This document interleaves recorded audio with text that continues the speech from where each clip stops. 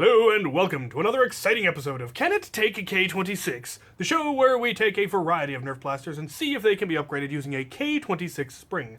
I am your host, Captain Xavier, and as it is Christmas and as this is the last episode of this season and of the year, it's wonderful how that worked out, I'm going to be showcasing two blasters that were recently given to me, more or less, as Christmas presents. We are going to be starting with the Modulator Mediator, which the Mediator was obviously just released as part of the Modulus line, and I haven't even taken it out of the box yet, so that is exciting. So let's get this thing open and actually take a quick look at it, and then see what we can do with it.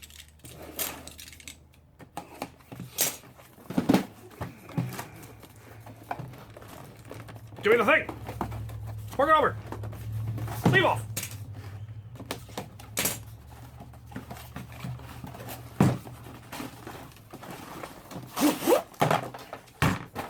Alright, well, it comes with darts, obviously, a magazine, obviously, a magwell,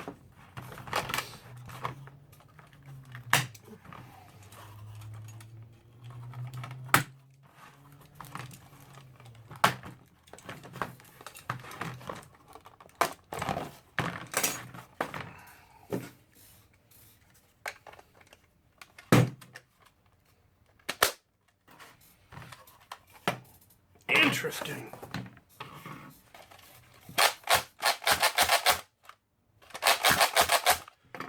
Okay, well that desperately, I'm not a big fan of straight pump grips. I prefer, an angled one or a flat one. I'm sure it's only a matter of time until somebody develops ones for this. But it is essentially a wonderfully compact Rampage, which is really cool. It has barrel and stock attachments, so you can, of course, attach whatever you want to it. It does have slam fire and an amusing sound when dry fired. It sounds like it's farting. That's hilarious. Anyway, it's unfortunately not exactly left-hand friendly, what with having the magwell on the far side. Same issue I have with the Rampage, but that is marvelously compact. That is really, really nice. But we want to know if it can take a K26, so let's find out. Well, no, of course it can't take a K26, and if you're surprised by that, you clearly haven't been watching this series very long. It's going to have any of the same problems that any of the internal magazine blasters had, the Retaliator and the Rampage and the Elite Alpha Trooper. It's designed to take a much smaller spring, and if you use a larger spring, then it interferes with the catch mechanism. So, no. You're going to need to find a spring that is the same outside diameter as the original one, but heavier, and unfortunately K26 is considerably larger. So that is a no, but the good news is that it can probably take any spring that was designed for the Retaliator or the Rampage. Maybe. This one does seem unusually small and long, but it does also look like there's a lot of room for compression in there because it goes all the way to the back, so you've got, it looks like almost 2 full inches of compression, which would allow for a fairly dense spring.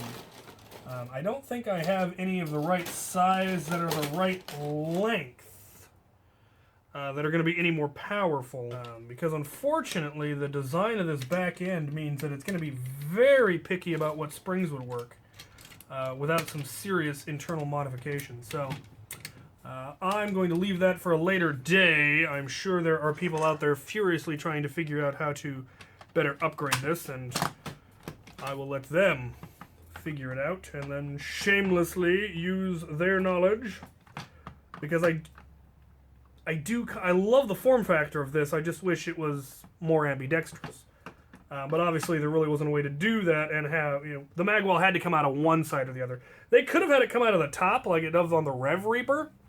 And I would have really liked that, and I unfortunately do not believe it would be easy to change the direction of the magwell.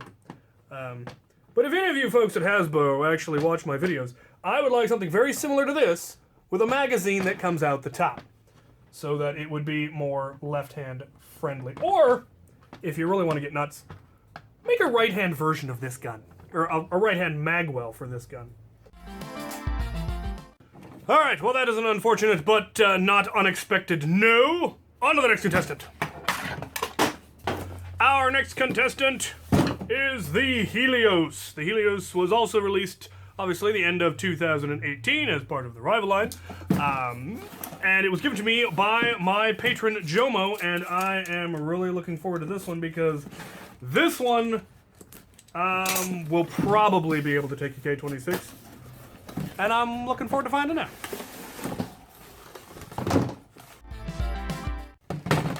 Okay, well, as people told me, it is in fact ambidextrous. It only has the one priming handle, but it is easily removable and switchable. So there's a little slide that you can reach in there and activate, and it will release the priming handle so that you can move it to the other side, which is pretty nifty. Though the safety is ambidextrous, the jam door is only on one side, and is tiny.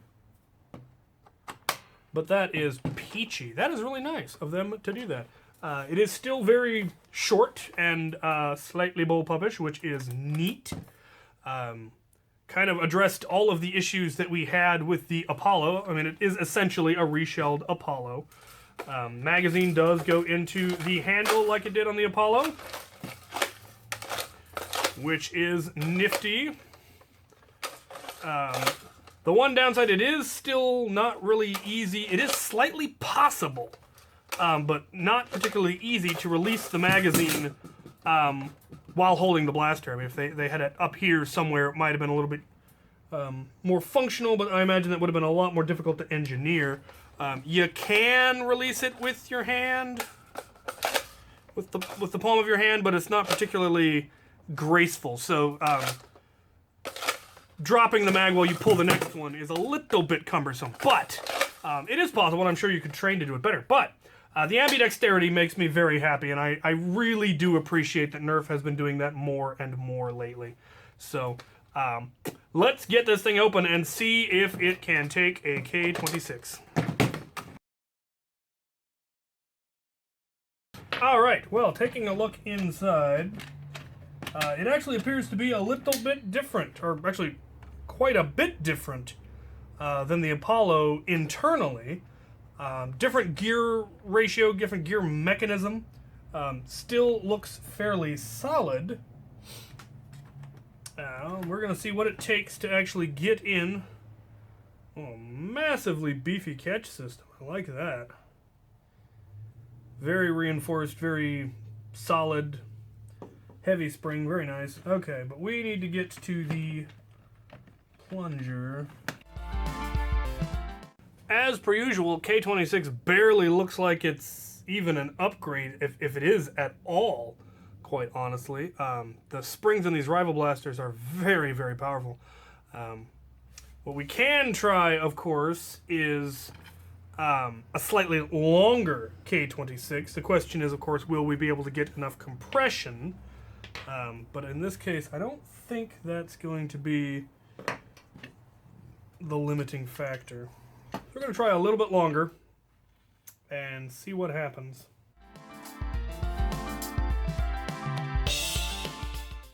Alright, that proved to be just a little bit too long, so we're going to take a coil off.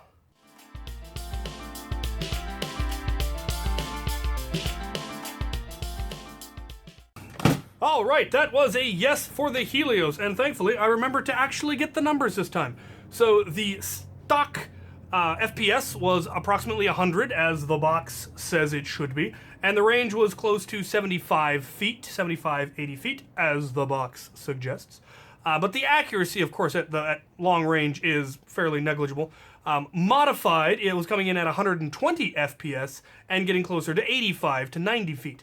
So definitely an acceptable upgrade. Again, the accuracy at extreme range is negligible, but you're getting a little bit more speed coming out of the barrel, which can be valuable at mid-ranges. So definitely a good upgrade, I believe. I ended up, the spring is about one coil longer than the stock spring, but because it doesn't have the squared ends, you're getting a little bit more power out of the length.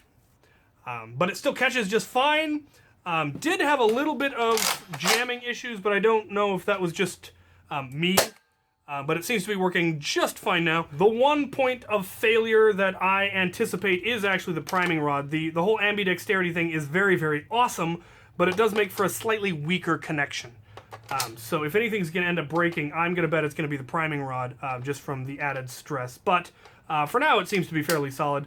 I imagine it will be almost no time at all before pump grip kits start appearing for this, because it'll actually be easier to make one for this than for the Apollo, because instead of having that top priming hook thing, you'll actually have just a bolt sled like you do on any of your normal blasters. So that should make it much easier. And just the design in general looks like it will very easily accept kits for that. So I'm looking forward to that. I'll bet Out of Darts has them on his shop before you can blink, which would be pretty groovy. So there you have it.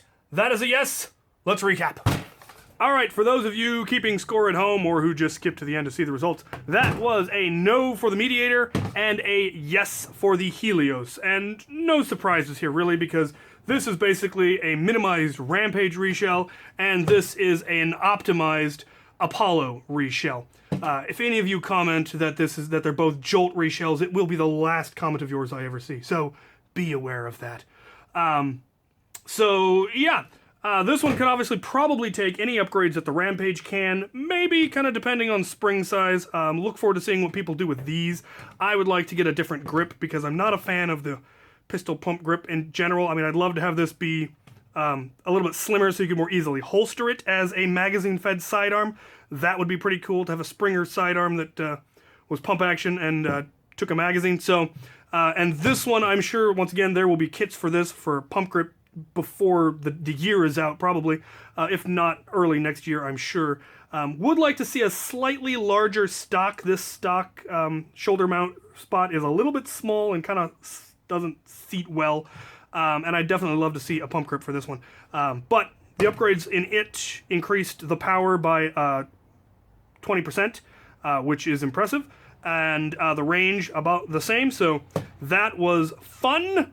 And, yeah, so I'd like to thank the guys who sent me these. This one came from Jomo, this came from another fan, who I have forgotten who it was, because it was the first thing they ever sent me that I recall, which was awesome, because it made this final episode pretty cool. If you have any questions, comments, concerns, suggestions for future episodes, go ahead and put them in the comments section below, and as always, thank you for watching.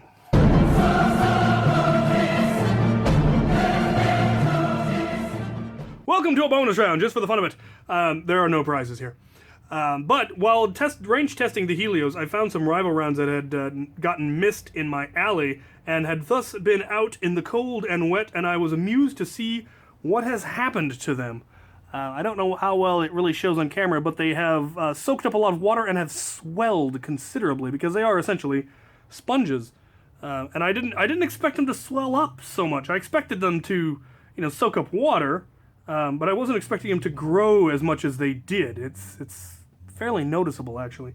Especially on this one, which then also got chewed on by alley rats, who have hopefully now been disposed of. We will see. But that one has swollen considerably, and I think that's just kind of amusing. I'm going to wring them out and see if they actually shrink back down. I wouldn't be surprised if they didn't. Wouldn't be surprised if they did, but it'll be an interesting experiment. So, that was fun. Thank you for watching.